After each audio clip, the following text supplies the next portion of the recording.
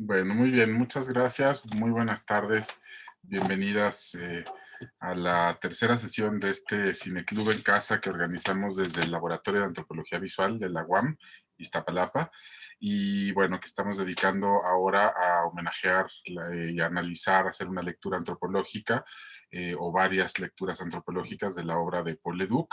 En la primera sesión discutimos una de sus facetas, digamos, documentales sobre la pobreza, zonas rurales e indígenas en nuestro país.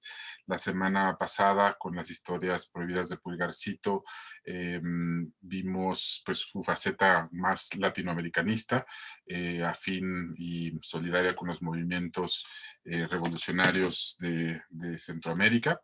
Y en esta ocasión vamos a ver cómo ves, bueno, vamos a discutir cómo ves, que yo creo que ya habremos visto todos, eh, que es una película sobre las periferias de la Ciudad de México, sobre la ciudad marginal, sobre las subculturas o contraculturas juveniles y la música, el papel del rock en esta conformación o configuración contracultural de nuestra ciudad en la segunda mitad de los años 80, en 1986 se estrenó la película y bueno, vamos a contar con pues los comentarios de una invitada especial que todavía no está con nosotros, pero un poquito más adelante se nos unirá, esperamos. Y también teníamos contemplada la participación del doctor Eduardo Nibón de la UAM, que es especialista en cultura popular, en cultura urbana, también en contraculturas juveniles, en la marginalidad de la ciudad. Y entonces le pedimos que nos acompañara, pero desafortunadamente el día de hoy en la mañana, bueno, ya nos lo contará él en un video que nos envía, pero bueno, nos avisó que le iba a ser imposible estar con nosotros, pero nos grabó su participación. Entonces, bueno, le quiero pasar la palabra a mi compañera Carla Ballesteros, la encargada del laboratorio, pues para que les repase un poquito la dinámica, aunque creo que somos puras caras conocidas, pero bueno, para que les presente también y les introduzca este video que nos hizo favor de enviarnos Eduardo Nibón, y bueno, en lo que vamos para agarrar, calentar motores, ¿no? Empezar a discutir. Entonces, adelante, Carla. Gracias, pues bienvenidos y bienvenidas, ya es la tercera sesión. Y bueno, como saben, vamos a tener una primera parte con una exposición, que en este caso es del doctor Eduardo Nibón, que no nos puede acompañar, pero nos dio su participación en un video y también nos va a acompañar alguien más. Entonces va a ser dos sesiones de presentación digamos que de plática sobre exposición sobre las películas, sobre esta apreciación desde, en este caso el doctor Nibón, desde la antropología. Y posteriormente pues abrimos la sesión a preguntas y respuestas y pues es en el momento en donde platicamos un poco también de nuestra percepción de la película y bueno, dudas y aclaraciones sobre algunos temas justo que tocan la película. Y bueno, entonces sin mucho preámbulo les voy a compartir el video del doctor Nibón, que pues se disculpa bastante con nosotros, pero bueno, pues, tuvo un problemita de salud.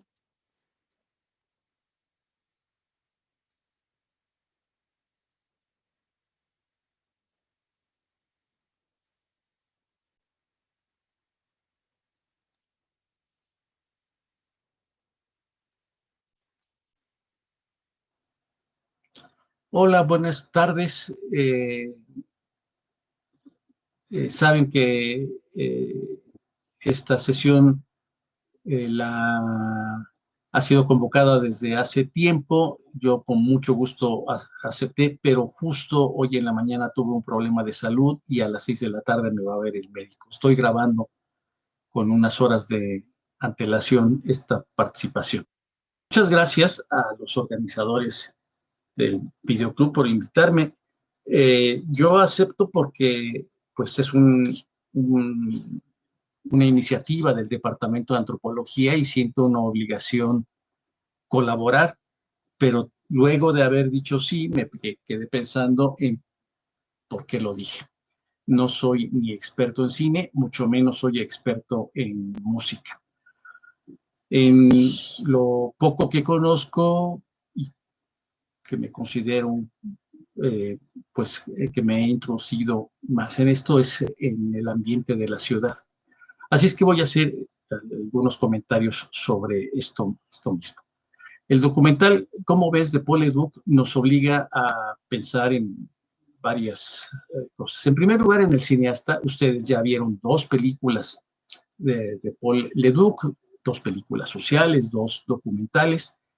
Mezquital, que contó con la colaboración de Roger Bartra y de los antropólogos que trabajaban con él en el Valle del Mezquital. Especialmente yo recuerdo a Luisa Paré, que nos platicaba a varios alumnos en ese tiempo de antropología y después colegas, como fue muy intensa la participación de ese equipo en la elaboración del documental, que dura 2 horas y que tiene, como saben, como un orden eh, a partir de las letras del, eh, del abecedario.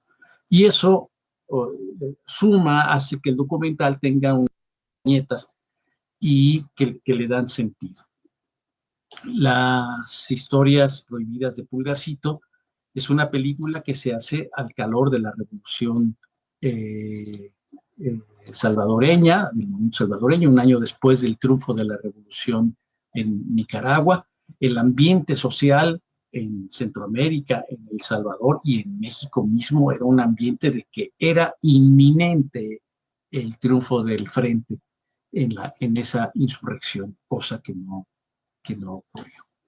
Pero ambas películas muestran la disposición de Paul Leduc, un hombre educado en la izquierda, en el comunismo, e incluso en la imaginación periodística por parte de su tío Renato Leduc, cuyas andanzas, cuyas historias debieron haber sido pues de gran influencia en Paul, ¿no? Renato Leduc conoció personalmente a John Reed, a Juanito, como él dice en algunos textos, ¿no?, que conocieron a un gringo, un joven gringo que llegó y que todo el mundo lo conoció cuando salió el libro de John Reed, México Insurgente. Entonces se acordó a él que aquel Juanito era el autor de este otro libro. Y sin duda esto influyó en el interés de Paul Leduc de filmar, de hacer una película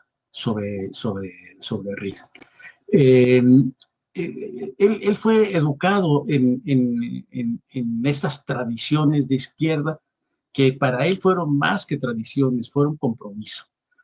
Y yo creo que es importante mirar en qué condiciones se fue desarrollando ese compromiso político. Yo creo que hay dos momentos que hay que mirar, ¿no? Él, pues, al llegar el movimiento del 68, pues ya no era propiamente estudiante, aunque estaba joven, estaba vinculado, digamos, con la vida estudiantil, pero el movimiento del 68 lo encuentra en un momento, pues ya, yo creo, de la maduración de un joven que sabe lo que quiere ser y que está fraguando proyectos.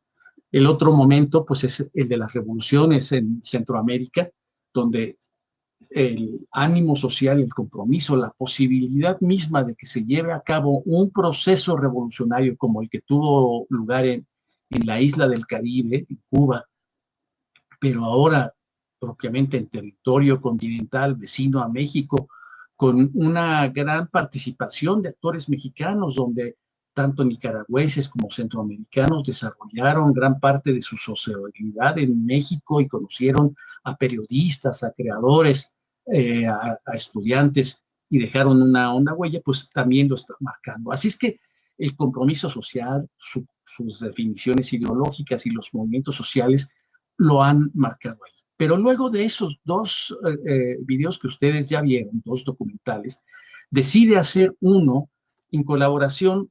Quiero decir otra cosa. Paul Leduc podía haber tenido otro desarrollo en su carrera cinematográfica. Él, como saben, pues no es miembro de una familia desconocida, miembro de una familia de clase media conocida. Él trabajó con cineastas que en el 68 estaban haciendo eh, videos relacionados con las Olimpiadas, fue ayudante en el video oficial de México 68, y sin duda él tenía muchas posibilidades de desarrollo en el campo del cine que no tomó, seguramente porque hubo definiciones ideológicas que así lo marcaron. Decía yo que después de hacer esos dos videos, en el Año Internacional de la Juventud, él crea ese consejo del gobierno federal eh, para la atención a los jóvenes, decide hacer un video junto con una empresa Zafra. Ven ustedes en los créditos que colaboró la UAM Xochimilco, que en ese tiempo estaba viviendo, digamos, una época de oro de su departamento de comunicación, y que pues estaba la casa y estaba muy interesado en el desarrollo de esos proyectos, pero decide desarrollar una película que resulta un poco desconcertante, y creo que todos los comentarios ustedes mismos lo podrán juzgar mejor que yo, porque no es un documental. Tiene probablemente el formato de un documental, pero tiene también visos de un cine de ficción. Hay un guión, está José Joaquín Blanco como el colaborador de ese guión de la película, junto con el propio Renato Leduc, y también refieren los créditos pues a otros inspiradores del guión, ¿no? El mismo José Agustín, Manuel Altamira, Rafael Arlés Ramírez, que firmaba solo como Arlés y así aparece en los créditos. Pues era periodista y narrador, periodista y cuentista. Margarito Mendoza, también escritor. Luis Arturo Ramos, ¿no?, que también es cuentista. Ponen a José Revueltas, que para ese tiempo, me parece, acababa de morir, hacía poco que había muerto, y que es un gran inspirador de guiones cinematográficos, el mismo guionista cinematográfico. Antonio Saborit, joven de 20 y tantos años, ahora director del Museo Nacional de Historia, que había estudiado historia, que había estudiado cine también. eh, este, Pascual Salamera, periodista. Esta referencia a estos autores resulta curioso. Es una película de 49 minutos que quiere ser documental y al mismo tiempo quiere ser cine de ficción, pero que no tiene un guión muy claro, y que al acumular esta gran cantidad de autores cuyos textos inspiran la película, uno se da cuenta que no cabe, ¿no? Para los pocos diálogos que tiene la película, uno se pregunta cómo es que todos estos narradores caben en este texto. Pero el hecho está en que hay una mezcla. Hay una mezcla de documental y una mezcla de cine de ficción. Hay un intento por desarrollar este punto. El otro, las otras cuestiones son las relacionadas precisamente con lo que pudiera ser el retrato de la ciudad. Los años 80 hay un ambiente cultural que es muy próximo al el de la contracultura en los Estados Unidos.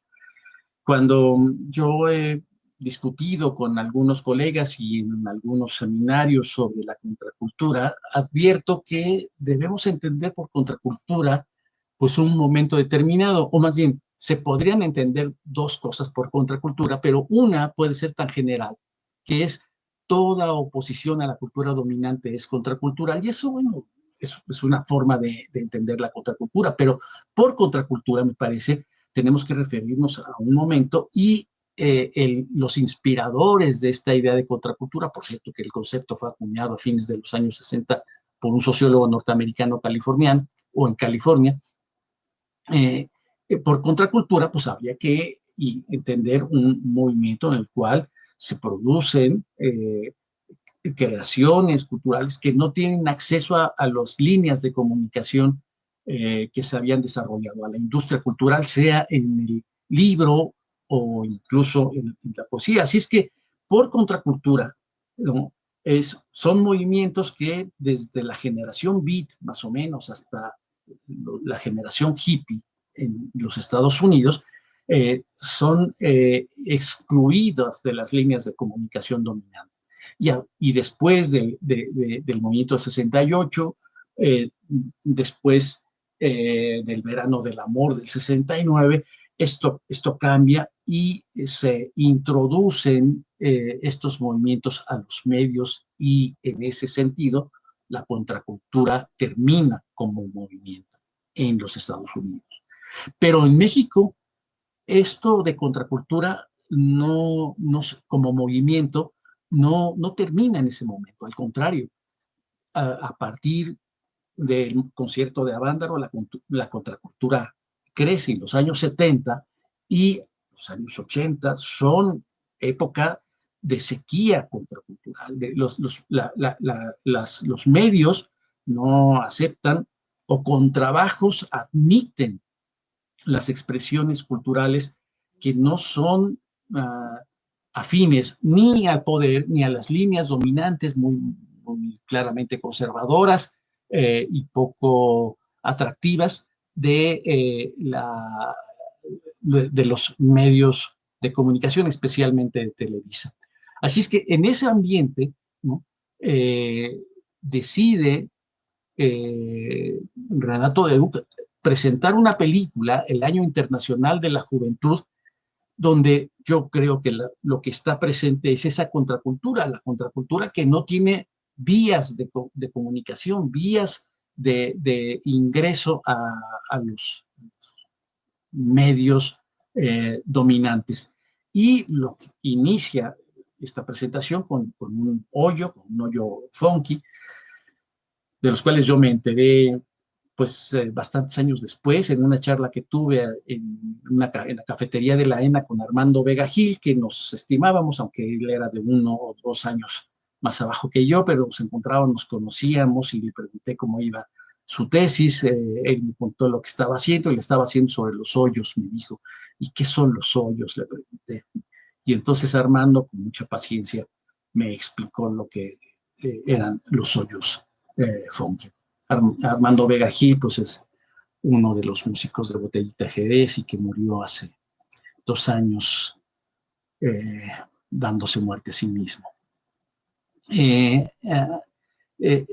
Comienza la película con los hoyos y con un tri, pues yo creo que en plenitud, ¿no? Aunque ya se había, ya estaban en la ruptura, un Alex Lora en plenitud, me parece, y asumiendo, digamos, el nuevo nombre después del Trisol, con simplemente el Tri. Esa escena del hoyo, de las primeras escenas, me llama la atención porque hay unos rostros muy enigmáticos, como ausentes en medio de la tocada que se está realizando en ese hoyo funky.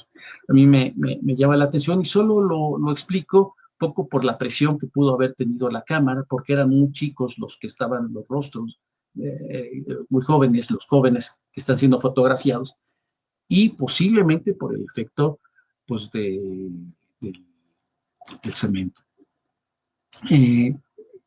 Esa década de la contracultura también fue, quiero añadir, pues se abre el interés despertado por muchos sociólogos. En la UNAM es Gómez Jara quien yo creo lo impulsa más, por investigar a los jóvenes de la ciudad y las pandillas, ¿no? Los panchitos en Tacubaya y en esa zona de las cañadas de la parte de observatorio empiezan a ser objeto de interés sociológico, y Monsiváis destaca que este interés se convirtió rápidamente en una especie de moda. En algún momento Monsiváis llegó a decir que una pandilla en ese tiempo, ¿no?, una pandilla decente no podía circular por la Ciudad de México, sin un antropólogo o un sociólogo que estuviera atrás de ella tratando de hacer su tesis de licenciatura. Y este ambiente de las pandillas, pues está aquí en el video, en la película. Yo no sé qué es lo más interesante. Vi los comentarios que aparecen en el foro de Facebook de la película y los comentarios destacan la música. Sale una Cecilia Toussaint jovencísima y guapísima, que me parece que nunca tocó en los hoyos, cantó en los hoyos funky, pero que está metida a tope con la música y que con son de merengue tiene unas intervenciones pues sí, muy interesantes, y canta pues la música de sus autores preferidos, sobre todo de Jaime Vélez. Jaime Vélez es un compañero mío de la licenciatura, ¿no? De Jaime López y de ahorita se me fue porque como el nombre lo tenía tan claro y no lo apunté, vendrá en su momento. También sale esa toma de Rodrigo González, que está a unos meses de morir, ¿no? Es una toma pues muy, muy interesante. Sobre los diálogos uno queda desconcertado. Pues aparece pues una espléndida Blanca Guerra, que para ese momento pues, tenía sus 27, sus 28 años, ya era una actriz de teatro consagrada, ¿no? Y que pues se presta a salir en esta película, ella como universitaria, seguramente próxima al círculo alternativo en el que participa Paul Leduc, pues lo hace, y un jovencísimo Roberto Sosa, que tiene 15 años, y que está participando en esa película de una manera para mí un poco desconcertante, en el sentido de que nadie sabe muy bien para dónde camina. Me imagino que el trabajo de edición pues fue realmente el que hizo la película, y que buena parte de las escenas que se rodaron pues no sabían exactamente hacia dónde caminar. Yo quedo intrigado simplemente con algunas cuestiones. Pues esto es, la pregunta es cine documental o cine de ficción. Yo creo que el intento fue hacer alguna de las dos cosas al mismo tiempo. Y lo que lograron fue un registro de los jóvenes, un registro de los hoyos, un registro de la música del año 85.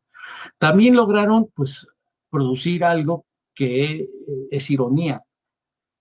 ¿Qué manera de festejar a la juventud en ese año, el Año Internacional de la Juventud, que retratando a la juventud marginada y dedicándole esta película al final al Fondo Monetario Internacional? Produjeron entonces ese mensaje.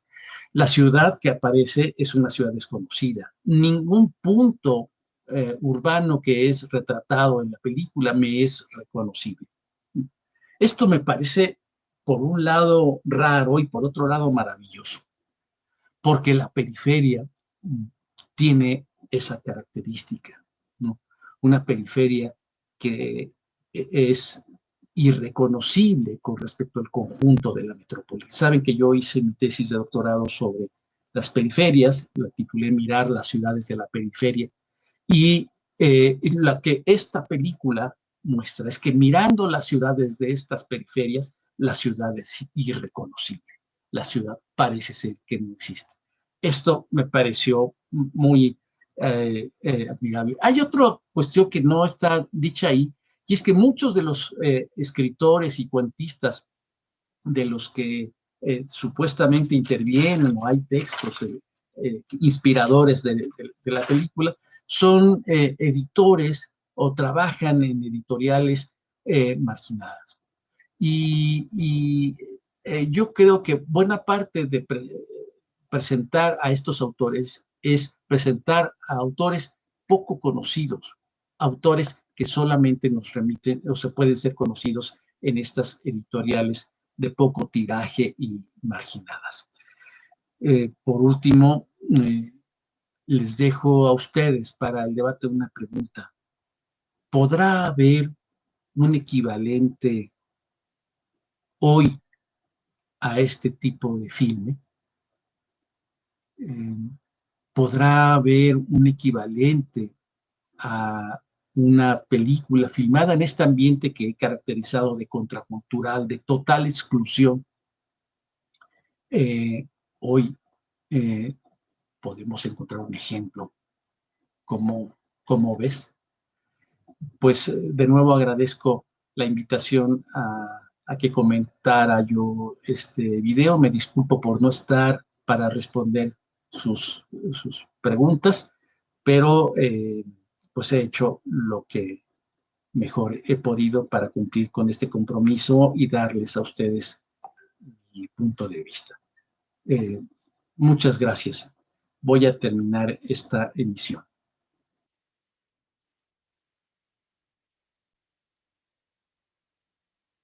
Bueno, pues ahí estuvo el comentario de Eduardo Nibón, increíble, muy sugerente, nos da muchísimas pistas para leer esta película y pues le agradecemos muchísimo, le mandamos un abrazo, y bueno, pues muchas gracias por su aporte a este cineclub en casa en homenaje a Paul Leduc. Y bueno, pues nos deja muchos temas muy interesantes, muchas preguntas, como esta cuestión, ¿no? Que me parece que es ineludible, ¿no? Sobre el carácter, digamos, anfibio de la película, ¿no? Estar como a medio camino entre la ficción y el documental y ser un poco de las dos. Y bueno, y también como esta sensación de intriga que queda tras ver la película, ¿no? Que es una película no exactamente narrativa, no hay una historia que se va, digamos, desenlazando, sino es una serie, creo yo, como de estampas, de instantáneas, de fragmentos de la ciudad que, como él dice, tienen un enorme valor de registro histórico de un momento determinado de nuestra ciudad, una ciudad que también estaba a punto de transformarse radicalmente con el terremoto del 85, un registro histórico de esa escena musical previa al terremoto, previa a lo que muchos ubican como el nacimiento, el fortalecimiento de la ciudadanía, de la sociedad civil mexicana en la Ciudad de México principalmente. Y bueno, muchos apuntes interesantes que nos deja Eduardo Nibón sobre la colaboración de la UAM, algo que a mí también me llamó mucho la atención y me dio mucho gusto, y toda esta cadena de colaboradores, José Joaquín Blanco, José Agustín Saborit, ¿no? Gente muy vinculada con el medio de las ciencias sociales, la antropología y por supuesto el cine. Y bueno, pues todo este ambiente cultural, contracultural de la ciudad, todo el tema de las subculturas urbanas o de las famosas, ya de las llamadas tribus urbanas o subculturas juveniles de digamos, de la ciudad marginal, periférica, que muestra todas estas grietas y los intersticios de la ciudad, esta ciudad, como dice Nibón, irreconocible o invisible, ¿no? Que nos muestra justamente el lado oscuro de la Ciudad de México. Y bueno, esta pregunta que nos deja, ¿no? Sobre el equivalente hoy de una película como ¿Cómo ves? Me da pie pues a presentarles a nuestra invitada, que es Paulina Sánchez, que está por aquí ya con nosotros. Y bueno, les platico un poquito primero la gran casualidad por la que tuvimos la suerte de contar con Paulina el día de hoy. Paulina, bueno, es doctora en estudios socioculturales por la UABC en Mexicali, ella es originaria de Mexicali, y pues también una documentalista con una obra muy interesante, particularmente un documental que quizás conozcan, que se llama Hotel de Paso, y que se inscribe de alguna manera en esta genealogía de cine sobre la marginalidad urbana, de la cual como ves, pues ocupa un lugar muy importante. Entonces, Paulina me compartió un texto que escribió, y estaba yo revisándolo y en eso vi una referencia pues muy interesante, muy extensa a Cómo ves de Paul Leduc. Y entonces, cuando comentamos el texto, le dije, oye, pues mañana vamos a discutir la película en el Cineclub, por favor, pues vente y platícanos. Y me contó ella que además había hecho su tesis de licenciatura sobre el rock en el cine mexicano y pues que esta película ocupa un lugar importantísimo. Entonces, bueno, pues fue una muy afortunada casualidad tenerte aquí con nosotros, Paulina, y nada más les comento que este texto que Paulina me compartió, que estábamos discutiendo, ella propone una categoría muy sugerente que es la de cine callejero, que inicia de alguna manera con Los Olvidados de Buñuel y traza pues muchas líneas, muchas genealogías hasta el cine actual. Entonces creo que Paulina, si alguien podría contestar esta pregunta, esta provocación o desafío de Eduardo Nibón, de cuáles son los equivalentes o cuáles son los, digamos, digamos, no sé cómo llamarlos, sí, equivalentes, pues sería precisamente Paulina. Entonces, pues Paulina, te doy la bienvenida. Cuéntanos eso, un poco, digo, ¿cómo entiendes tú cuáles son los ingredientes de este cine callejero, ¿no? Y bueno, ¿qué lugar tiene la película de Paul Leduc en esta desarrollo del cine callejero?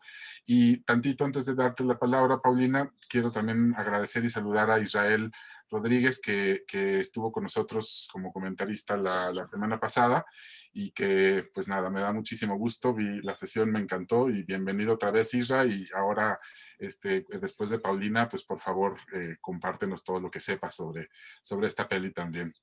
Bueno, Paulina, adelante, bienvenida y muchas gracias. Hola, pues bueno, primero pues muchas gracias por invitarme.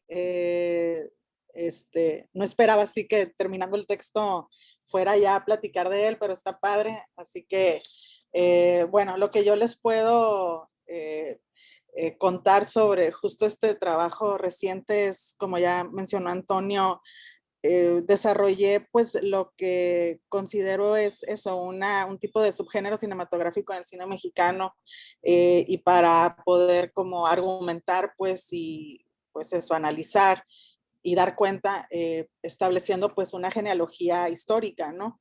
Entonces, por cine callejero estoy entendiendo que son películas que ya sea desde el documental o la ficción o la hibridez, ¿no? Como es el caso de Cómo ves, entre documental y ficción, que también está emparentado con lo que uno ahora llama la no ficción, realizan un retrato realista, verista, sobre personajes que habitan las calles, pero desde una posición lumpen o como parias urbanos, ¿no? Y que al mismo tiempo el hecho de habitar las calles desde una posición marginal los hace congregarse en colectivos, ya sea, llámese pandillas o tal cual bandas o anticomunidades incluso, y que el hecho de tener esta condición y vivir bajo estas condiciones, más allá de verlo como una cuestión lastimera, nos habla de un sentido de pertenencia, ¿no? E incluso de una especie de identidad. Entonces, yo ubico como la gran obra paradigmática, pues a Los Olvidados, ¿no? Bueno, ya sabemos que Los Olvidados finalmente establece como un modelo para el retrato justamente de la pobreza, de la marginación y específicamente de jóvenes. Porque bueno, dentro de esta genealogía, perdón, estos personajes durante varias décadas en el cine mexicano eran otra distinción es que era gente muy joven, o sea, adolescentes y jóvenes.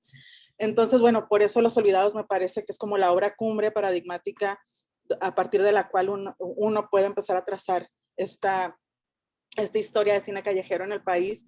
Y como, bueno, ya sabemos que se ha escrito mucho de Los Olvidados, pero básicamente una de las cuestiones importantes a rescatar y que entrelaza esto es que también si nosotros quisiéramos analizar Los Olvidados desde una visión documentalista, por decirlo así, lo podemos hacer, ¿no? O sea, es una ficción, pero que también rompe como el esquema de la ficción tradicional y más si la contextualizamos en su momento, 1950, etcétera, y que aparte si nos remitimos como a la historia de cómo Buñuel logra hacer esta película, pues vamos a ver cómo está muy vinculado su trabajo de campo, tanto a cuestiones etnográficas como a la labor que realiza uno como documentalista.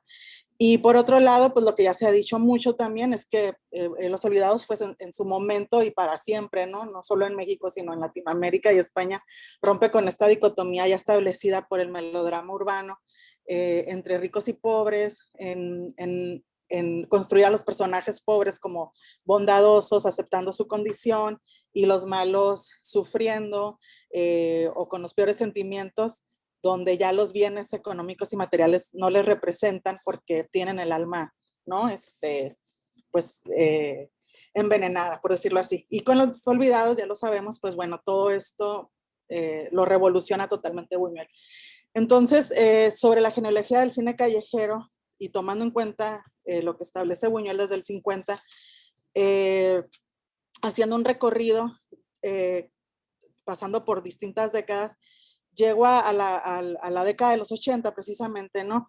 Donde justo por el contexto sociopolítico y económico se da la emergencia de estas culturas juveniles que ya también lo han mencionado, conocidas como tribus urbanas en un momento, y sí, por todo este estudio, ¿no? Devenido por parte de los académicos, sociólogos principalmente, y que, bueno, se empiezan a identificar como chavos banda. Y bueno, cumplen con estas características, ¿no? Son gente muy joven que vive en condiciones de marginalidad y de pauperización, pero que también algo que los distingue, y lo identifico precisamente con el cine de esos primeros años de los 80, es que es el gusto por el rock and roll, ¿no? O sea, como que el rock and roll configura la colectividad, el sentido de pertenencia, sus identidades. Entonces, previo a Cómo ves, pues se encuentran varias películas, ¿no? Como, bueno, no, más bien son como del mismo año, ¿no? O sea, Cómo ves es del 85, y entre el 85 y el 87, no, entre 85 y 88 se encuentra 3 cortometrajes, los cuales justamente son también híbridos, ¿no? Son un tipo de etnoficciones experimentales hechas por videoastas, que bueno, también son ya pioneros del videoarte en México, que son Sara Minter y Gregorio Rocha. Que bueno, de Sara Minter está la película Nadie es Inocente, que retrata una banda de punks que se hacían llamar los mierda punks. Y después está de Gregorio Rocha Sábado de Mierda, que también se acerca al día a día de esta banda de los mierda punks. Y eso es entre 85 y 87, y en el 88, Andrea Gentil del CCC hace La Neta No Hay Futuro, que también es sobre integrantes de la misma banda, ¿no? Hablando del trabajo entre Gregorio Rocha y Sara Minter, al ser ellos pareja y también colaborar entre ellos para la realización de los 2 cortometrajes, pues uno se da cuenta que hay muchos paralelos, ¿no? Para empezar, esta cuestión de la etnoficción experimental, y en el caso de Andrea Gentil es una cosa, es un acercamiento de más cuestionar los sentires de los chavos, pues, ¿no? De cómo se sienten justamente ante la precarización laboral, ante la falta de oportunidades, ante el uso de sustancia, el sentido también que le da a ellos como jóvenes y como parte de esta banda. Y bueno, el punk es así también un elemento como súper importante en los 3 documentales. Entonces, entre estas 3 películas, pues está Cómo ves, ¿no? Y que, como ya lo mencionó el maestro anterior, pues es una película híbrida donde las fronteras entre ficción y documental se rompen o se están entrecruzando constantemente. Y cuando yo realicé la tesis sobre el rock en el cine mexicano, para mí Cómo ves era como en ese momento la película como más emblemática, ¿no? Incluso un tanto paradigmática, porque a pesar de todas estas carencias que tiene en términos de estructura narrativa, etcétera, yo sí creo que justamente la narrativa está basada en las canciones que Paul Leduc elige poner, ¿no? O sea, en algo muy, más que una yuxtaposición, como una respuesta, ¿no? O sea, por un lado los personajes están totalmente vinculados con la música y con las canciones, ¿no? Hay un vínculo emocional y las canciones también sirven como para terminar de construir a los personajes, ¿no? Sobre todo al principal. Y las canciones van como relatando lo que acaba de suceder o lo que vamos a ver.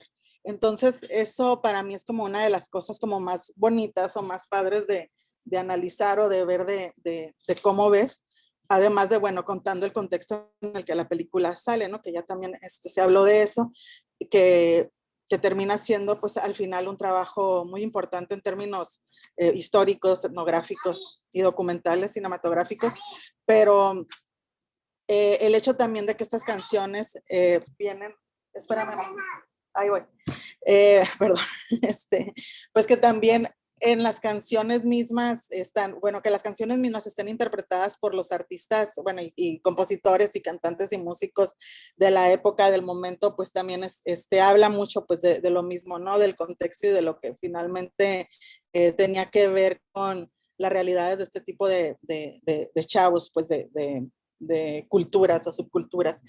Y bueno, de ahí de Paul Leduc, pues ya se empieza más bien a identificar al paso de los años, pues ya un acercamiento a este tipo de cine callejero que va también como en una comunicación con el mismo contexto, ¿no? Como expandiéndose, ¿no? Ya no se centra solo en jóvenes marginales, urbanos, rock and rolleros, sino que ya empieza a ver otras realidades, pero en esencia siguen siendo, o sea, lo que creo que sigue siendo esencial a lo largo de los años es justamente la cuestión de lo que significa vivir a los márgenes y con una identidad totalmente precarizada, ¿no? Donde se precarizan pues todos los ámbitos en estos grupos sociales, ¿no? Lo cultural, lo social, lo identitario.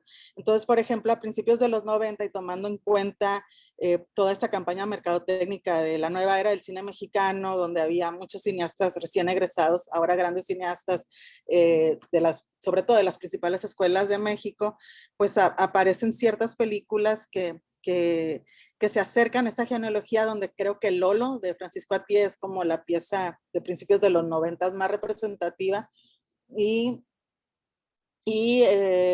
continúa una serie de cine que de pronto voltea más a ver a los chavos rurales, por ejemplo, o a los cholos de Tijuana, ¿no? Con toda la cuestión a partir del contexto también, ¿no? Del TLC, de las migraciones interestatales, a partir de la aparición de las maquilas en el norte, por ejemplo, y bueno, y creo que cuando llega Amores Perros, además de lo que representa en la industria cinematográfica nacional, al menos esta historia de Octavio y Susana, ¿no? De la primera parte, o el primer capítulo de la película, pues yo sí creo que está muy emparentado, que puede ser una especie de equivalente a películas como ves. Y bueno, de ahí pues ya también tenemos el repunte de las nuevas tecnologías, del acceso a los dispositivos más económicos, de la expansión, pues, ¿no? De la realización cinematográfica, sobre todo documental. Y tenemos a una película, bueno, que el mismo Antonio pues dirigió junto con sus otros colegas, que es Voces de la Guerrero, ¿no? Este documental sobre los chavos de la calle de la colonia Guerrero, que también es una especie de parteaguas en términos de que creo yo, poco se había visto, al menos en esos años y bajo este contexto de las tecnologías, sobre la creación o la realización de documentales a partir de toda la filosofía, por llamarlo así, o el posicionamiento del cine comunitario participativo, ¿no? Bueno, hay antecedentes a Voces de la Guerrero, en el mismo tiempo que se realizó en Tijuana. Itzel Martínez estaba haciendo Que Suene la Calle, sobre chicas callejeras de Tijuana, en un contexto pues muy particular por la misma Tijuana y la frontera, ¿no? Y muy, muy intenso, además mujeres, Voces de la Guerrero, aunque sí hay chicas, o sea, realmente hay como un foco más en los hombres. Y, y bueno, una serie de documentales más, Niños de la Calle, de Baritgis. Bueno, no sé si se me están pasando, pero bueno, ya para terminar, pues bueno, hay un boom del documental que es innegable, que yo creo que entre que hemos sido partes y testigos, ¿no? De todo este desarrollo del documental, pues hablando solamente de México, pues muchísimas, muchísimas producciones, pero a donde yo llego ya como una reflexión, pues no final, porque esto todavía está para seguirse analizando y seguirse escribiendo, es que el cine callejero de la actualidad se distingue porque se acercan los realizadores a las poblaciones de la calle, pero que ya lo que las distingue es, por un lado, la condición etaria, es decir, es gente mucho más grande, ya no estamos hablando de los jovencitos adolescentes, sino estamos hablando ya ahora sí que de anticomunidades compuestas por hombres y mujeres que pueden, que están en edad adulta e incluso ya en una edad ya pues de viejos, ¿no? De la vejez. Y aparte que este cine, otra como condición de la actualidad es que ha expandido de manera creo más contundente como sus horizontes geográficos y empieza, ¿no? a indagar en la población callejera que habita zonas limítrofes como es distintas ciudades del norte del país, ¿no? Mexicali, Tijuana, Monterrey, Ciudad Juárez, Chihuahua, etcétera. Y por otro lado, ya también, aunque ya se venía viendo reflejado desde décadas anteriores, la cuestión del uso de drogas y la presencia del crimen organizado y su manera de estar coludida con el poder político, con diferentes instituciones, también estas películas más actuales, y estoy hablando de películas realizadas en los últimos 5 años, ¿no? Ya también la cuestión de las drogas atraviesa totalmente a estas poblaciones de maneras donde cada vez se empobrecen más y donde son cuerpos mucho más abandonados, mucho más enfermos en todos los sentidos, porque bueno, el problema de las drogas en este momento o en los últimos años pues representa realmente un problema de salud pública muy, muy fuerte que no se ha atendido y bueno, las sustancias también están alteradísimas, todo eso provoca más dependencia y un deterioro físico y mental mucho más profundo en estas poblaciones. Entonces, entre este tipo de películas que estoy mencionando, puedo enlistar El regreso del muerto de Gustavo Gamu, que se realizó en Tijuana, sobre un hombre que había pertenecido a una organización criminal, todo el mundo lo había dado por muerto y resulta que no estaba muerto y bueno, es un hombre abandonado totalmente y solo. Y bueno, también está recientemente, más reciente que El regreso del muerto, está Bad Hombres, que también se filmó en Tijuana y que es sobre una pequeña comunidad de deportados que viven tal cual a margen del muro. Había también, ¿qué otra película, Antonio? Se me van ahorita, como no tengo como el texto aquí a la mano, pero habíamos hablado bueno, de Sísifos, ¿no? Sísifos es sobre un anexo y la de Juan Manuel Sepúlveda, la del Parque Oppenheimer, sí. la balada Sí, del Parque Oppenheimer. La balada del Oppenheimer Park es en un parque donde se juntan indios nativos de Canadá y bueno, y el director, bueno, es mexicano, pero llega allá para realizar su maestría, etcétera, y bueno, termina haciendo un documental muy, muy importante y fuerte y poderoso, ¿no? Entonces, yo pienso que ya hablando de la ficción y también tratando de responder a los equivalentes de cómo ves, pues a mí cuando escuché la pregunta del maestro, la primera película que me llevó a la mente pues fue Ya no estoy aquí, ¿no? O sea, creo que puede ser un equivalente y también este otro documental que honestamente no he visto, pero he revisado entrevistas y he visto el tráiler y así, pero el de Yo no soy guapo, ¿no? De Joyce García. Entonces, bueno, estamos hablando, ya con esto termino, pues de un tipo de cine que se seguirá produciendo, que difícilmente no identificaremos bajo estas premisas y estas condiciones o características, porque también al final, pues el cine siempre ha respondido pues a nuestro contexto, ¿no? Inmediato, y pues es una representación, un reflejo, una contrarrespuesta a lo que sucede a nuestro alrededor. Bueno, espero haber sido lo más clara posible. Disculpen, me puse un poquito nerviosa, pero bueno, pues eso sería, Antonio. Perfecto, Paulina, muchísimas gracias. La verdad, súper pertinente tu comentario y toda esta genealogía que trazas. Pues que por un lado nos hace ver que como ves, es parte, digamos, de una tradición que ha continuado y que tiene también antecedentes muy importantes. Y bueno, y el lugar tan importante que ocupa, ¿no? Y digamos, cómo sirvió de ejemplo, de influencia para muchas producciones posteriores. Y bueno, esta pista que nos das me parece esencial para entender la película, de que el guión, más que ser, como decía yo, narrativo, una historia que se desarrolla, viene dado sobre todo por las letras de las canciones. Es algo que no había visto, no había pensado, y que totalmente como que hace sentido, ¿no? Es así como los surcidos entre una escena y otra, sí, vienen dados mucho por la música. Entonces, bueno, pues eso me y parece las letras, una pista increíble. Y bueno, también ahora que te escuchaba hablar me vino a la mente un par de películas, de documentales recientes, que creo que tratando de contestar la pregunta de Eduardo Nibón, a lo mejor propondría estas películas como equivalentes actuales. Son dos documentales de Alejandro Ramírez, un egresado del CUEC, conocido como Jano, fotógrafo de una película también de Itzel, y él hizo una película sobre la Alicia, ¿no? Este antro que sería una especie de hoyo funky de la actualidad. Y entonces hay una película que se llama Alicia en el Subterráneo, sobre todas las bandas que tocan ahí en el Alicia. Y también después hizo otra sobre Charlie Montana, y Jesse Bulbo, me parece, que se llama Aquí estamos. Y me parece interesante la combinación entre Ya no estoy aquí y Aquí estamos, ¿no? Los títulos que de alguna manera son dos películas, de alguna forma que es relacionadas con este lado oscuro de las ciudades, pero de formas distintas, ¿no? Y las dos con una clara vocación hacia la música, ¿no? Como un elemento importante de las identidades juveniles.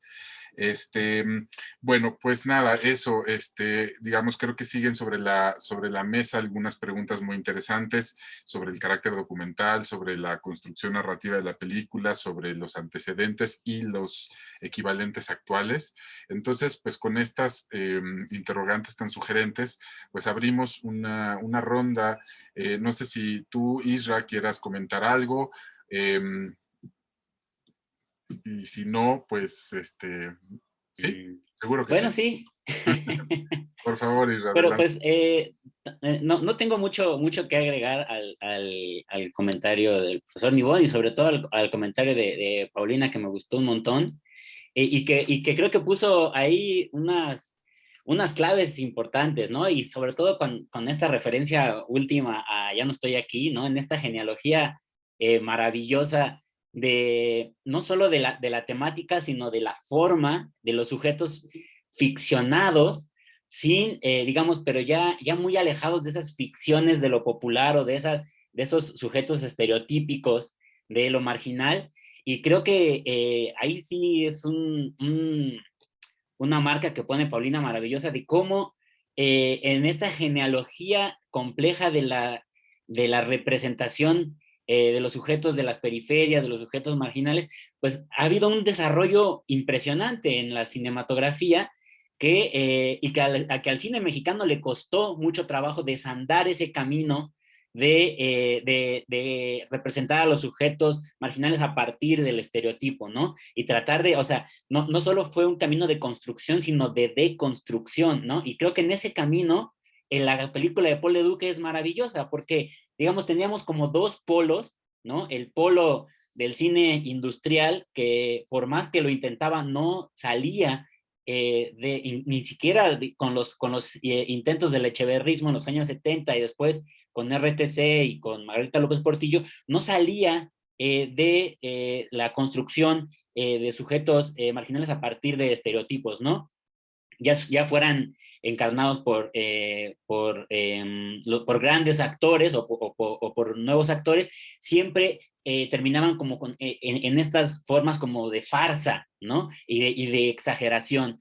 Y por el otro lado teníamos como a las representaciones del cine marginal o del cine militante que estaban centrados en el documental, por lo general en el documental, y que pues intentaban como digamos, llenar ese otro hueco de poner a los sujetos marginales que habían estado completamente excluidos y de ponerlos ahí a ellos, pero eran películas que llegaban a muy poca gente, ¿no? Que eran para los círculos del cineclub de militantes, y Paul Leduc, pues hace ahí, yo creo que con esta película es un hito también por eso, ¿no? Porque va a transformar la forma en la que, digamos, un cine más profesional y que va a llegar a un mayor público se va a acercar a los sujetos marginales. Eso para mí es una de las grandes claves de la película. Y otra de las grandes claves de la película, me parece, y que nos la da desde el inicio, desde la primera y la última toma, me parece que está una de las grandes llaves de la película, que es la ciudad en construcción, ¿no? Es decir, estos tubos, ¿no? Yo crecí en Iztapalapa en los años 80, y es una imagen que yo tengo en mi cabeza, ¿no? O sea, tú salías y tus calles eran de tierra y después ya no eran, o sea, eran de tierra, pero después un día amanecía y abrías la puerta y estaban llenos de tubos porque estaban metiendo el drenaje en tu colonia. Entonces era esta cosa de urbanizar la periferia. Es uno de los grandes aciertos de la película, ponerlo al inicio, ¿no? Al Rolo ahí acostado, metido ahí en los tubos con el otro, que no sé quién, no me acuerdo quién es, y ahí platicando la vida cotidiana en la ciudad que se está construyendo, ¿no? Eso es, para mí, me parece fundamental porque también va a haber una transformación de la idea de la ciudad, ¿no? El cine urbano estaba entendido hasta hacía no muchos años como un cine, en realidad, en una urbanidad pues ya totalmente terminada, el centro de la ciudad, en los años 60, 70, pues ya la zona rosa o la Condesa o así, y la misma concepción de la ciudad va a transformarse durante esta época, y esta película va a ser fundamental para eso, y sobre todo para mostrar justo la forma en la que se desarrolla la vida en esta ciudad, en estos espacios liminares entre lo urbano y lo no urbano, ¿no? Sobre todo, pues esta parte del oriente de la ciudad donde la gente mantenía, no sé si todavía, pero hasta hace muy poco, pues formas de organización, o sea, incluso todavía cultivos, ¿no? Ahí, o sea, esta forma como eliminar, que además él entendía muy bien, porque pues había hecho etnocidio, y etnocidio es una reflexión muy profunda sobre el proceso migratorio de los alrededores de la Ciudad de México, en un caso sobre el Valle del Mezquital, pero ahora se traslada hacia esta otra parte, hay una parte justo donde está el concierto del Tri, donde él enfoca las caras de los jóvenes, que son los hijos de los campesinos, que están ahora en esta forma de vida urbana, porque tienen acceso a esta vida urbana que se está desarrollando no en lo que era la ciudad antes, sino en lo que es la ciudad ahora, ¿no? Y entonces hace una mezcla que a mí me parece maravillosa entre el desperdicio, esta cosa muy pues incluso del punk, ¿no? Así de esta cultura del desperdicio, están ahí sentados entre los retretes y todo, pero también pues un espacio en el que se generan relaciones pues muy bellas, música padrísima. Entonces como que son esos dos contrapuntos, ¿no? Por eso me parece que esta película pues es fundamental en lo que va a venir después en la historia del cine mexicano. Yo me quedaría con eso. Perfecto, Isra, muchísimas gracias. Perdón, no puedo evitar meter tantito mi cuchara ahora que Israel hablaba de la ciudad en construcción. Bueno, me parece un apunte muy, muy pertinente, porque es curioso cómo este estado de estar en perpetua construcción, de hacerse y rehacerse de la ciudad, sigue vigente, pues, o sea, no es que fue una época de construcción que terminó, sino que es un modo de vida, es nuestra forma de habitar la ciudad, el estar como total, siempre en un estado provisional funcional y que se descompone algo y lo estamos arreglando, y mientras se arregla esto se descompone lo otro, y bueno, y es de alguna forma una forma de vida que nos confiere identidad a los chilangos, por lo menos, ¿no? Pero otra cosa también que me parece muy importante señalar, que me vino a la mente con tu comentario, es que otro elemento muy importante en este cine callejero que reconstruye Paulina, es que la ciudad va más allá de ser un escenario, un telón de fondo en el que suceden las cosas, y es más bien un personaje en sí mismo, ¿no? La ciudad de alguna manera impone condiciones y determina las circunstancias de los personajes, les impone restricciones, y es como un ente que tiene vida propia, ¿no? La ciudad entonces está en un primer plano, no en un trasfondo, ¿no? Eso creo que también es un elemento muy interesante del cine urbano, y creo que también me recordó un poco a los estudios antropológicos sobre la ciudad, que digamos a partir de los años 60 empezó a cobrar fuerza la antropología urbana con estudios emblemáticos como Los hijos de Sánchez, ¿no? De Oscar Luis, en donde la vida, la marginalidad en las vecindades del centro de la ciudad, digamos que eran también un objeto valioso y pertinente, ¿no? De estudio para los antropólogos, para los sociólogos.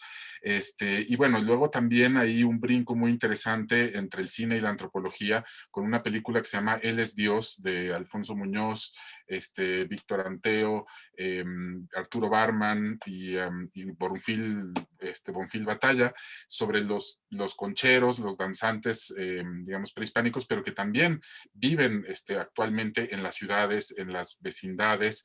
Y bueno, como es muy interesante también como en estas películas y en estos estudios vemos la periferización, por decirlo de alguna manera, del centro, ¿no?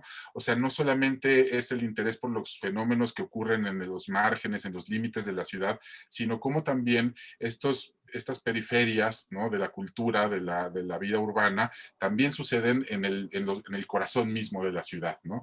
Entonces, este vínculo entre centro y periferia, entre marginalidad y hegemonía, como no son, digamos, separaciones tajantes, sino que están entretejidas y están, digamos, en mutuo diálogo, ¿no?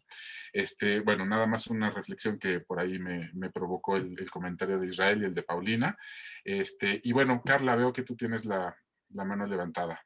Sí, justo yo quería preguntarle a Israel, bueno, no sé si sepa, pero más bien igual creo que tiene como un poco relación con el documental previo en el que hizo el guión y el audio, que es quien resulte responsable De La Triste. A la triste. de Gustavo Alatriste, porque tiene de pronto un poco este documental de quien resulte responsable, un poco se parece a Cómo ves, porque a veces hay como solo la cámara ahí, ¿no? Como el cine observacional, y de pronto agarra un poco Gustavo Alatriste y hacen algo así como crónica de un verano, ¿no? De entrevistas a las personas, pero el contexto es totalmente pues es justamente el crecimiento más bien de Nesa, ¿no? De esta onda de los ejidatarios y todo eso, y creo que no sé si tenga alguna relación con este documental, eh, y que bueno, pues, o sea, de cierta forma, creo que el trabajo de Leduc es muy, muy parecido, pero no lo ficciona y le pone música, que es algo que es súper diferente para esa época, ¿no? Sí, pues no podría decir mucho más de lo que seguramente tú ya sabes. O sea, el hecho de que Paul Leduc junto con Arturo Ripstein estuvieron ahí trabajando con Gustavo Alatriste haciendo este guión, pues obviamente le da, o sea, nos explica mucho del conocimiento que tiene Paul Leduc de estos espacios, ¿no? Pues que la obra de Gustavo Alatriste es una obra muy difícil de agarrar, o sea, es un director muy extraño, tiene unas cosas maravillosas, sus primeros documentales en Yucatán, después esto que hizo sobre justamente el tema es la combinación de la vida urbana con la vida rural en Nesa, ¿no? Cómo se va gestando esta forma de interrelación social en la que la gente se ve obligada a participar de la urbanidad. Por ejemplo, yo me acuerdo mucho de quien resulta responsable de esta escena, la gente que está ahí esperando el camión durante muchísimo tiempo para trasladarse a la ciudad, y como vivir estas dos vidas, ¿no? Entonces, no sé, yo seguramente ahí agarró muchísimos elementos. Después, a la triste, pues se va a ir por otro lado, va a hacer unas películas extrañísimas, y yo no sé si después tuvieron mucho contacto, no lo creo, la verdad. Pero pues sí, seguramente por ahí, pues al haber participado en esa película, seguramente de ahí agarró muchísimas cosas. Y hay, perdón que me meta, pero hay un eslabón que sí, digamos, es un vínculo directo entre ambas películas, que es el fotógrafo Tony Kuhn, que es el fotógrafo de quien resulta responsable y uno de los fotógrafos de Cómo ves, ¿no?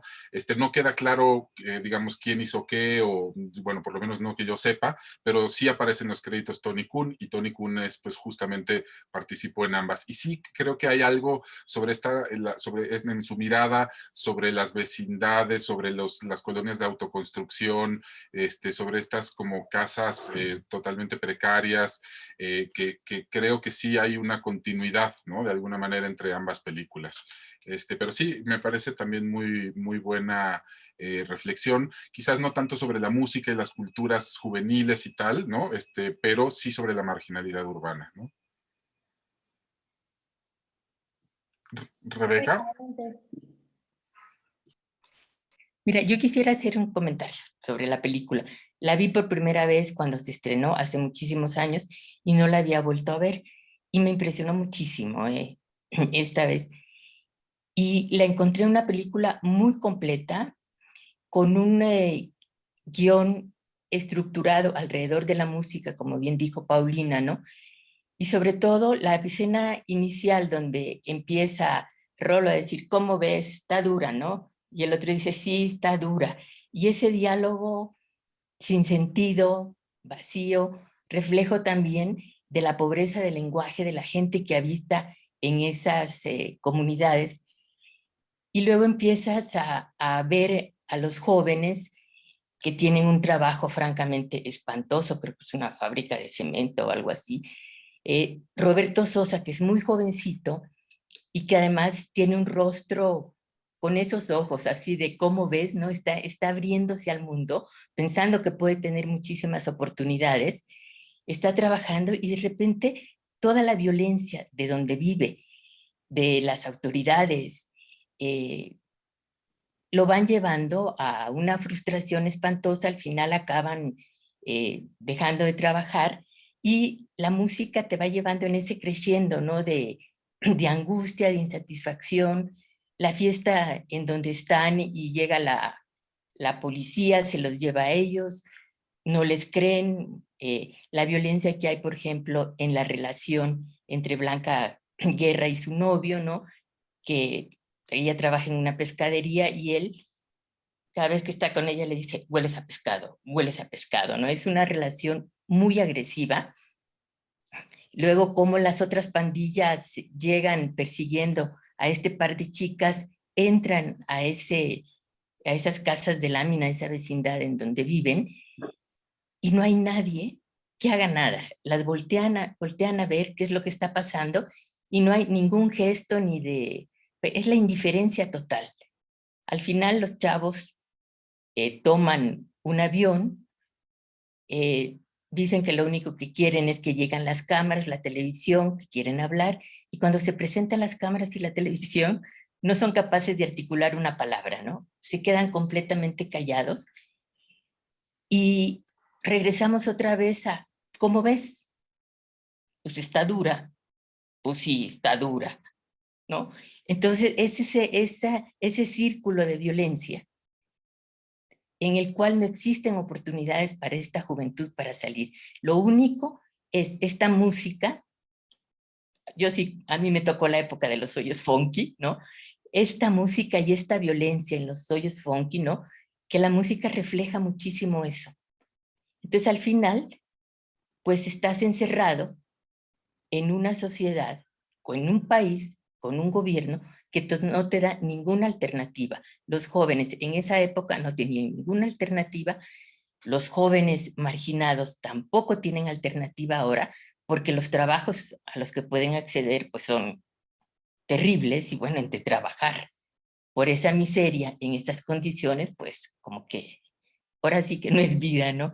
Eso, entonces sí, la película me parece una denuncia terrible de una realidad que no ha cambiado mucho desde el 85 hasta ahorita. Entonces, y sí, los pocos diálogos que hay se enlazan muy bien con todo lo que es la música. ¿Sí? Entonces sí me parece una estructura muy, muy innovadora en ese momento, muy difícil, ¿no? Y además sí tiene una fotografía, por ejemplo, de estos contrastes entre esa carita angelical que tiene Roberto Sosa, ¿no? Y los demás jóvenes, y cómo poco a poco van cambiando esa expresión, porque al final la película te lleva a esa situación agobiante de que no hay salida. Entonces sí, viéndola, ¿cuántos años son después del 85, no? La película me pareció extraordinaria, muy completa, muy cerrada. En su momento me gustó, ahora me pareció muy bien lograda en la exposición de las condiciones y las oportunidades de vida que tenía la juventud en ese momento y cuáles son las oportunidades que tienen ahora, que no han cambiado. Muchas gracias, Rebeca. A propósito de la estructura de la película, que es, como dicen, muy vanguardista y muy arriesgada, no solo la aparente inconexión o desconexión entre las escenas, sino el hecho de que repite de manera idéntica el principio y el final, ¿no? Este diálogo que le da, digamos, toda la personalidad o la identidad a la película, es exactamente una repetición al principio y al final. No regresé a comparar si los planos son idénticos, pero me parece que sí lo son, lo cual es una, pues no sé, una apuesta muy valiente, ¿no? No recuerdo muchas películas que tengan, digo, más que en la trama haya la repetición sea un motivo, ¿no? En sí mismo, pero como que no es muy usual abrir y cerrar con la misma escena, ¿no? Sí, yo, nada más una cosita, justo con lo que decía Toño y lo que decía Paulina, es que aquí a mí me parece que es una apuesta muy padre por, digamos, mostrar a la periferia urbana como polo de producción cultural, ¿no? O sea, a mí eso me parece como súper importante. Entonces hay como un espacio en el que aparentemente pues no pasa nada, el espacio de la marginación, ¿no? Que de repente se potencia totalmente como espacio de producción cultural con la música que se está produciendo y consumiendo, ¿no? Entonces me parece a mí que eso es bellísimo. Yo la verdad tampoco había prestado atención, no me había dado cuenta de lo que dice Paulina de las rolas. Me parece un súper descubrimiento, la verdad. Por cierto, esa tesis que nos platicaba Paulina, su tesis de licenciatura sobre el rock en el cine, está publicada como libro. Me hizo favor de compartírmela, entonces si a alguien le interesa, pues con todo gusto se las mandamos, ¿no? Y bueno, y también está la de doctorado, que es buenísima, el documental. Bueno, ¿alguien más quisiera comentar sobre la película, sobre lo que hemos visto hasta ahora de Paul Leduc?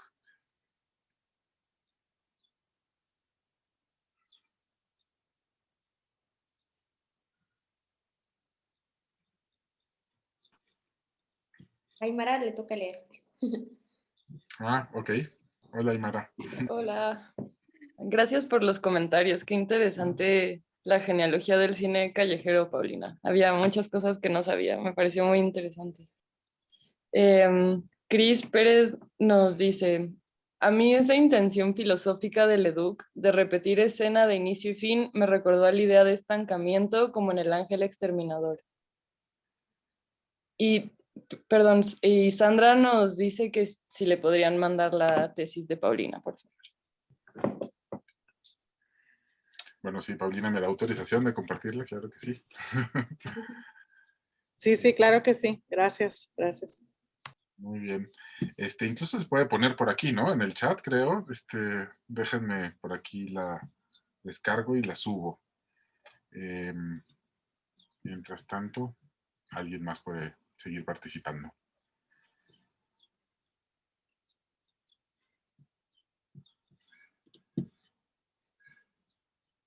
¿Nadie se anima?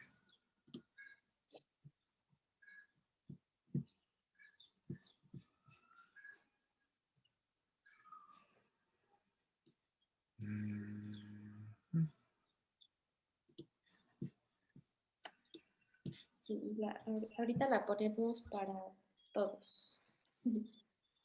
Pónganos a favor de todos. Estoy en esa zona. Sí, pues, ¿alguien más? ¿Comentarios? Cris, vas. Bueno, sí, ¿ahí se escucha? Espero.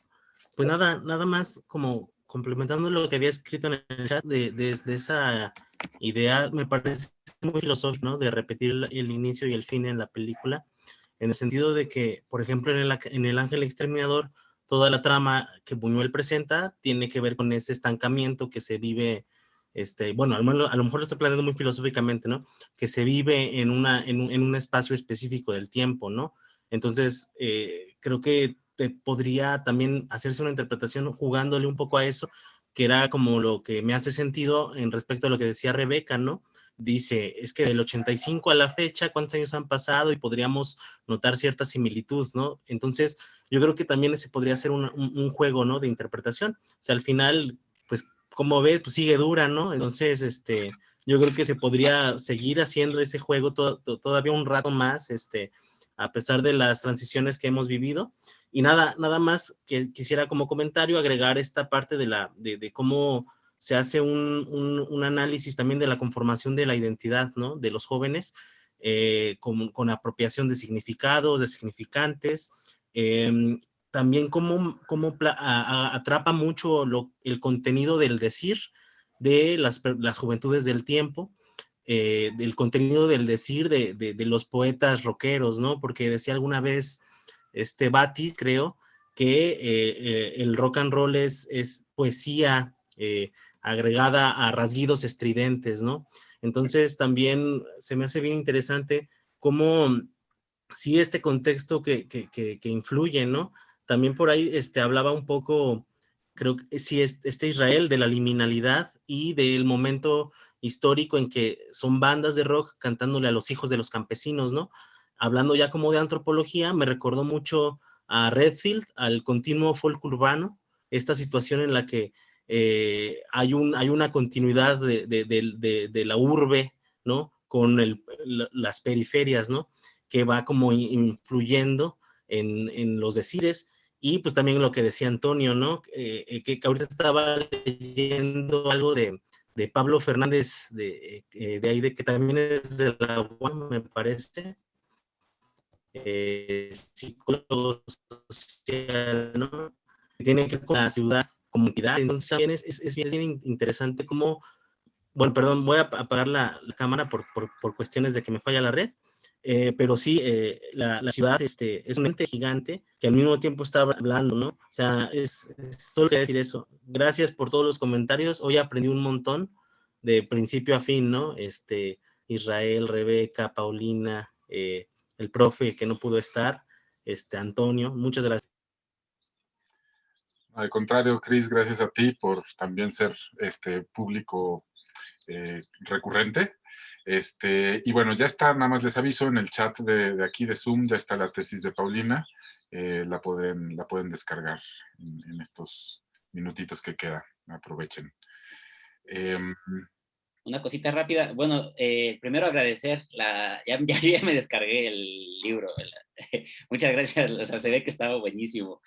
Y otra cosa, que creo que en el Cineclub no vamos a pasar Barroco, ¿no?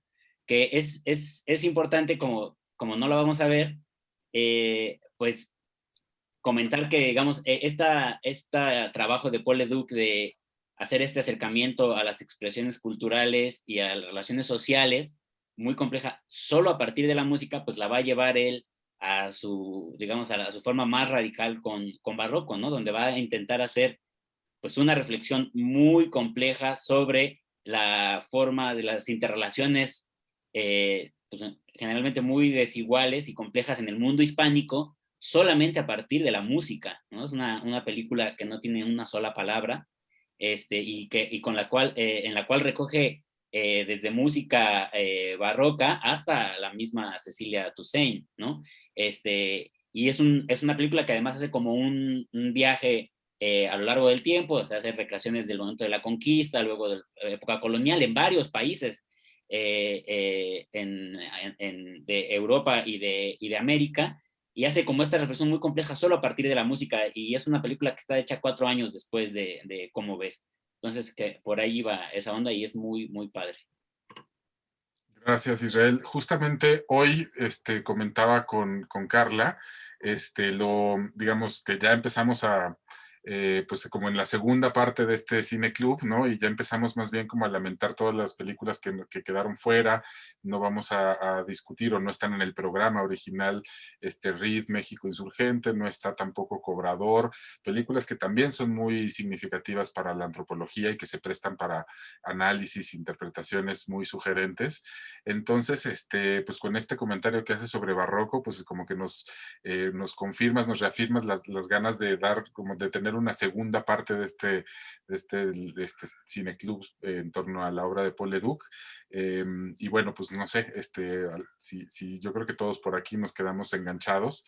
Entonces, bueno, lo vamos a pensar, vamos a ver fechas, a ver si le damos continuidad. Y bueno, pues ya te estaremos también invitando a ti, Isra, que no sé si sepan, si todos estuvieron en la sesión pasada, pero bueno, Israel está haciendo un trabajo muy interesante en torno al archivo de Paul Leduc. Entonces, bueno, pues por eso es que conoce también la obra. Y bueno, pues sí, pues ya pensaremos y planearemos una segunda parte de este homenaje antropológico a Paul Leduc. Pues no sé si alguien tenga algún otro comentario, si no, pues para ti. Ok. Aymara también. Y Sandra. No, pues, ya, ok, ya salieron más. Adelante. Yo quería nada más comentar algo de lo que habían mencionado que se me quedó ahorita en la cabeza, de pensar a la ciudad como personaje en el cine callejero, que no sé si es algo que aplica al cine callejero como género, pero de las películas que mencionaron que he visto, creo que sí lo puedo pensar como un personaje, pero no de una manera igual de evidente o con la misma narrativa por ejemplo, las sinfonías de las ciudades, que son como los ejemplos que yo conozco de las ciudades como personajes.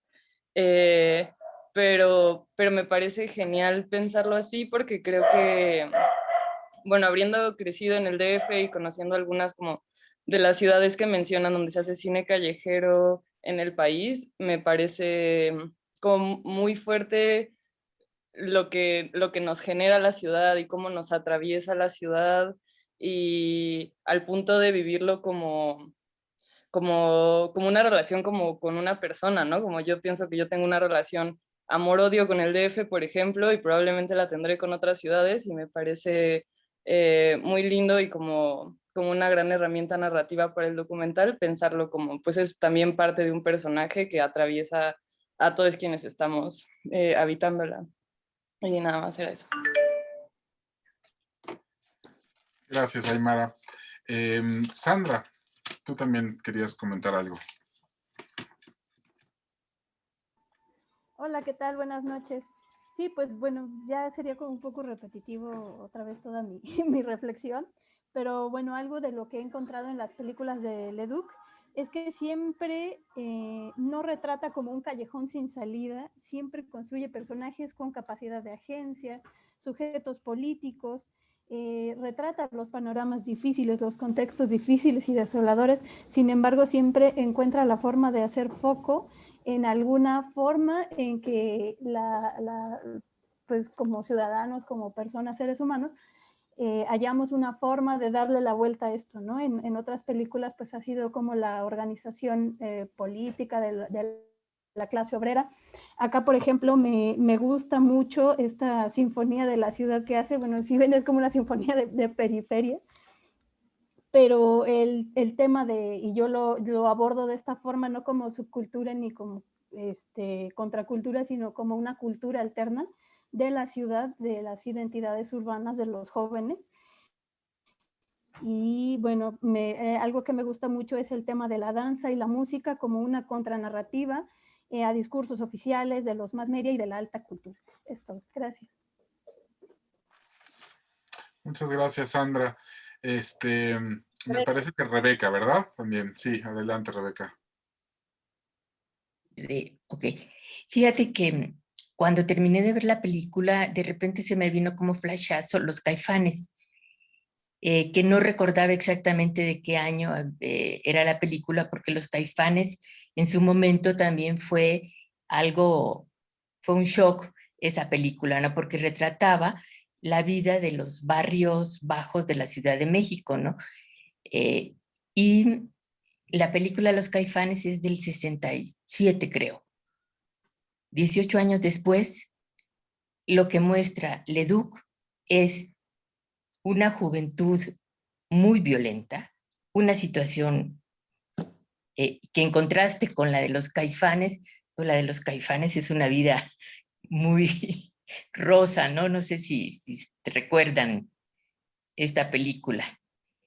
Entonces, sí creo que hay un cambio significativo antes del 68 y después del 68 en toda una construcción cinematográfica de la Ciudad de México, a pesar de que Los Caifanes en su momento fue una película que conmocionó porque se supone que era una temática muy, muy dura, la vida de una pandilla y el contraste con los burguesitos, ¿no? Que eran Julissa y Enrique Álvarez Félix. Álvarez Félix, sí. Exacto, entonces nada más eso, porque sí, de repente me brincó esa comparación, porque los dos retratan pues la juventud y las bandas en ese momento, ¿no? Claro.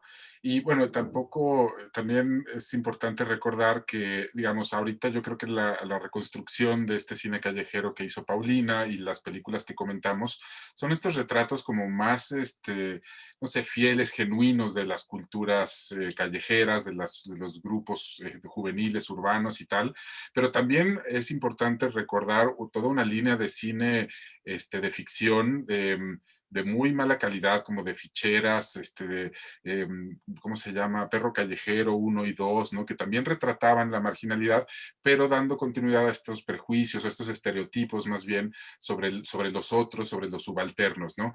Entonces es interesante verlas, quizás no como un retrato fiel de la cultura urbana de aquel entonces, sino como un retrato de los imaginarios sobre las periferias urbanas, ¿no? Entonces, como ver qué había como representaciones sociales, qué había en el imaginario generalizado, social, sobre los jóvenes y las periferias, ¿no? También es interesante tomarlos no como ese retrato fiel, sino como pues como un estudio de los desencuentros interculturales, ¿no? Isra, adelante, por Una favor. cosita nada más muy rápida, es que me pareció maravilloso lo que dijo Sandra. O sea, me pareció así como muy iluminador ver cómo ves como una especie de contrasinfonía urbana, ¿no? Es decir, en la genealogía y en el género de la sinfonía urbana, ¿no? Estos elementos de ocupar el dispositivo cinematográfico para hacer una oda a la modernidad urbana y entonces ocupar el mismo dispositivo, la verdad es que es una lectura maravillosa. Cómo Paul Leduc ocupó el mismo dispositivo para hacer esta contrasinfonía urbana de esta ciudad desbordada y de este otro lado de la ciudad, que además es un lado de la ciudad que siempre estuvo ahí, pero que las sinfonías urbanas, pues no, obviamente no lo representaban, ¿no? O sea, estas sinfonías urbanas sobre Nueva York, sobre Berlín, sobre las mismas ciudades de México, sobre las mismas ciudades latinoamericanas, que siempre eran montajes para mostrar esta maravilla de la construcción, dejando fuera a toda esta parte. Y Paul Leduc es una sinfonía urbana de toda esta otra parte, ¿no? Unos poquitos años antes, Rubén Gámez había hecho una sinfonía urbana que se llamaba Valle de México, en la misma sintonía, digamos, de las grandes sinfonías urbanas, haciendo esta oda que está mezclada como con una especie como también de temor de que se desborde, ¿no? Como montaje de lo acelerado todo el tiempo. Pero me parece muy padre el comentario de Sandra de verlo como una contrasinfonía urbana, la verdad, incluso por la genealogía del género. Claro, súper sugerente. Y a propósito de eso, ahorita pensaba, también a propósito del comentario de Sandra y ya viendo la lectura de Israel, que a lo mejor podríamos pensar en cómo ves en muchas de estas películas, digo, como contrasinfonías, pero igual aludiendo al sentido de transgresión, de irreverencia o de los guitarrazos punks y de esta música suiza sucia del ruido y todo, casi como una cacofonía urbana, ¿no? Digamos, contrasinfonía o cacofonía, como un nuevo subgénero cinematográfico, ¿no?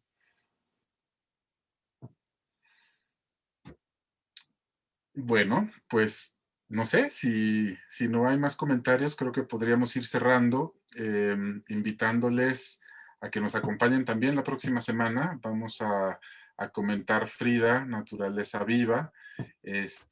Nos van a acompañar Javier Ramírez, que trabaja en la ENES Morelia, en la UNAM del Campus Morelia. También especialista en cine y bueno, compañero también de Israel. Y se me fue el nombre de la otra chica. Carolina Romero. Carolina Romero. Eso. Los dos han estudiado y han escrito sobre, bueno, sobre Frida en particular o sobre pues estos temas del cine de ficción de los 80s y la obra de Paul Leduc.